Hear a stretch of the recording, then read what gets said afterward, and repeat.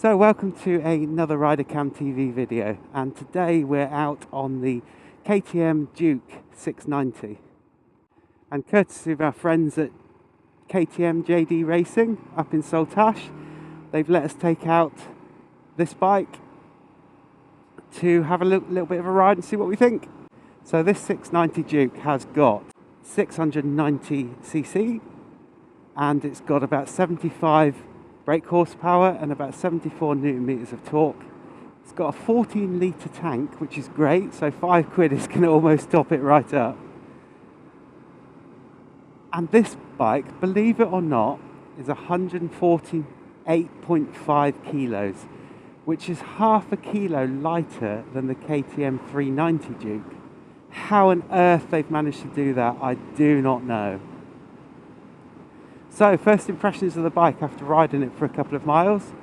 Really nice, comfortable seating position. The mirrors are very good. Good visibility all round. Obviously no wind protection because it's a naked bike. All the switch gear is really well labelled and quite pronounced. So the indicator stalk, as with most KTMs, is quite big, so you know where it is, so you're not fishing around with your thumb.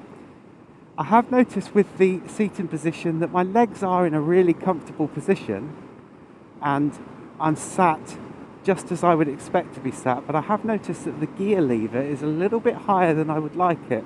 So I have found myself fishing around to try and find the gear lever to change down specifically. And I constantly find myself lifting my foot off of the peg to be able to change down, which I'm not sure whether there's something you can do about that. Normally KTMs have got a whole host of things that you can change and adaptation kits that you can get, and I dare say that this bike will have the ability to change the height of the gear lever, which for me I would have to do. Now the seat, although hard, I'm finding it quite comfortable. It certainly holds me, and it's got at the back of the seat, just at the back of my coccyx, it's got sort of a definition that's sort of making me feel as though I'm being held in place, which is quite nice, giving me a bit of confidence that when I'm riding it I'm not going to slide about the seat. And again, KTM have fitted their bikes with a Tft screen. So we're going to talk about the KTM 690 Duke and what an awesome machine this is, with about 690cc, 75 brake horsepower, about 74 newton meters of torque, a 14 litre tank, which is really good on this, so a 5 is going to give you, I don't know, over half a tank of fuel. But this is only 148 kilos, or 148.5 kilos, which is half a kilo lighter than the 390, if you can believe that. How they get that, I do not know. But I love the styling. In true KTM fashion, they have got an amazing little bike that really gives a bit of punch, not only when you're riding it, but when you're looking at it as well. I love the fact that on the front, they've kept to their like little bee eye. You know, it looks like a bee, it looks really mean, it looks like it means something. And this one hasn't got any LED lights. They're bulbs in there, but they are quite bright, as you can see. And thanks to JD Racing, because it's their demo bike. But I just love the styling. Just little silly things like on KTMs, they're really good at enabling you to protect all of your equipment. So you've got your mudguard at the front, but the mudguard has got integrated protectors for the shocks. Why don't other manufacturers do that? And KTM are one of the best for it. Even on the 1290s, the 1190s, they've got really good protection there, which is immense. So you haven't got to go out and buy something extra. So looking down here, we have got a huge radiator, and it is a 690, it's like nearly 700cc, so it does need a good radiator. But again, I think that the protection that this offers, even though it's quite flimsy plastic, it's going to offer quite a lot of protection to not have something go through your radiator, which is always a bonus. And obviously with a single cylinder engine, they've got more space on the bike to put stuff. And what a tiny little engine that is. It is absolutely tiny, but boy, it packs a punch. I love the fact that they've kept the frame exposed so that you can see exactly what's going on. And yeah, it's just a great little bike. One thing that I did notice is these pedals are quite high. The brake pedal's not too bad. If you come round the other side, and if I sit on the bike, I do find that when I'm sat riding, that is really high, and I found myself taking my foot off my peg to pump it down. And with most of KTM's, you'll be able to change that and change it to your liking. The other thing that I did notice when I'm sat on the bike, trying to find the stand, and the stand isn't really long. So I know it's only a small bike, really light bike. You don't want it to fall over. It's still 150 kilos to pick up, but it kind of goes over too far for me. It almost feels like it's going to fall over. And when I was trying to find it and put it back, you can see my leg gets the foot peg gets in the way. So it's kind of quite cumbersome to find it. So that's a minor down point, but it's something that you'll get used to. Right. So from the rear of the bike, not only have they got LED brake lights, which is really good, they've got bulbs in the indicators, which I really don't know why manufacturers do that now. If you're going to put LEDs in the brake lights, it kind of makes sense to put LEDs in the indicators. One, that they take less maintenance and they're less prone to going wrong. I guess that if they do go wrong, then you've got a bit of a higher expense, but they're much more piercing and we need to be seen on the road. So coming round to here, there is a massive space in here, and I did notice that the suspension was quite stiff, and you can alter it by altering that cog there, but it's stiff, but it's soft. It's just right, is what I'm trying to say. Obviously we've got a chain, and chains aren't an issue, as we've learned as we've been test riding lots and lots of bikes.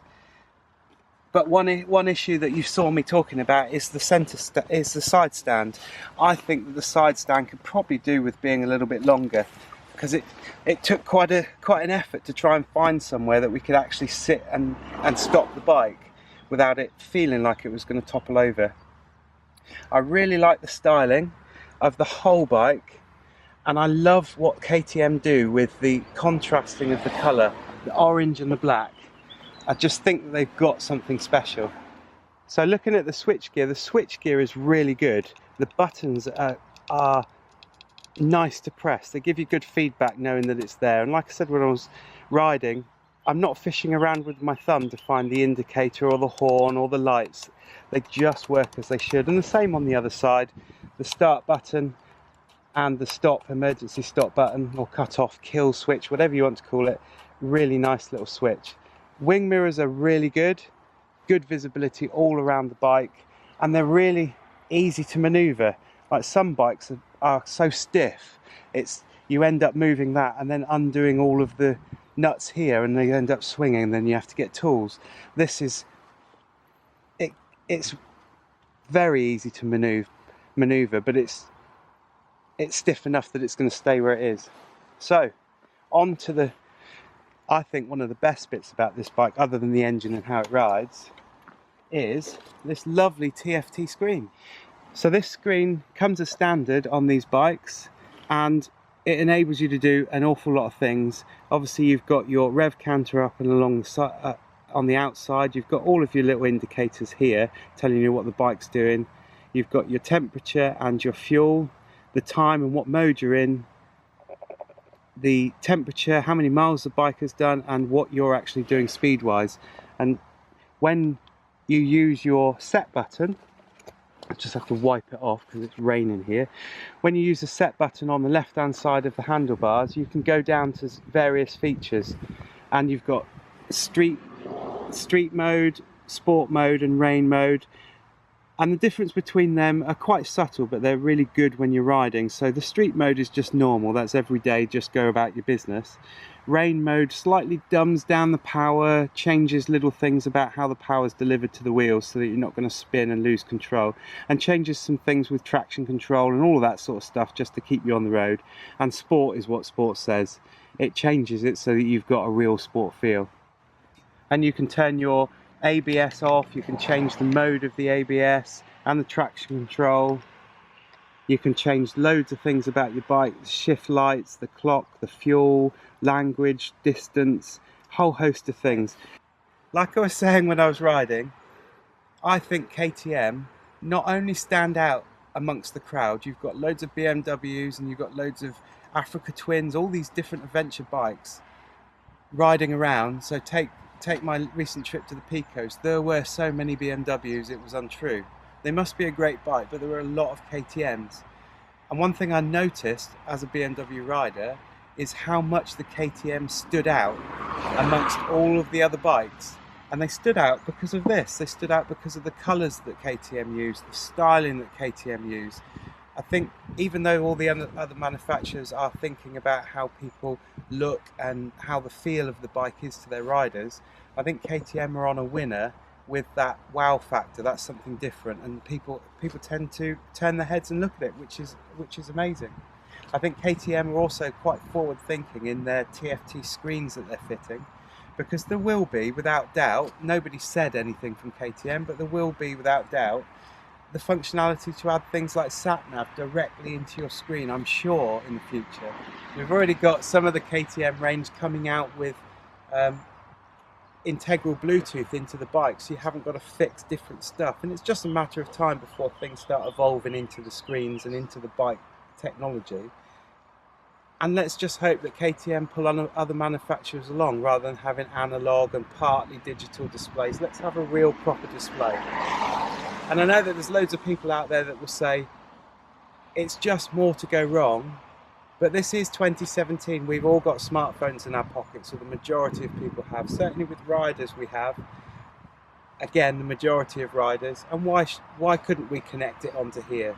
Perhaps one day we'll have CarPlay, that sort of thing, fitted onto the TFTs. I don't know, it's food for thought. But what a lovely little bike. I think it's going to be a bike for pleasure, a bike to do whatever you want to do. But I've really enjoyed riding this bike. So if you've enjoyed the video, give it a massive thumbs up. Hit the subscribe button down there. It'll be down there somewhere. And make sure that you click the little bell button. The bell button will let you know when we've got new videos out. If you've got one of these bikes, or if you've got a KTM that you think we should go out and ride, leave some comments down in the description below. But before we finish, I must say a massive shout out to JD Racing that you can see on the video up in Saltash, KTM specialists, both to Tracy, Rich and everybody else that works there.